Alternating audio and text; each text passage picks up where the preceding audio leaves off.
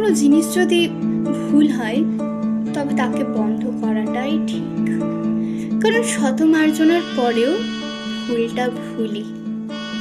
যেমন তোমার কোনো কাজ ধরো ভুল হয়েছে, তবে সেটা বন্ধ করে দেওয়াটাই উচিত।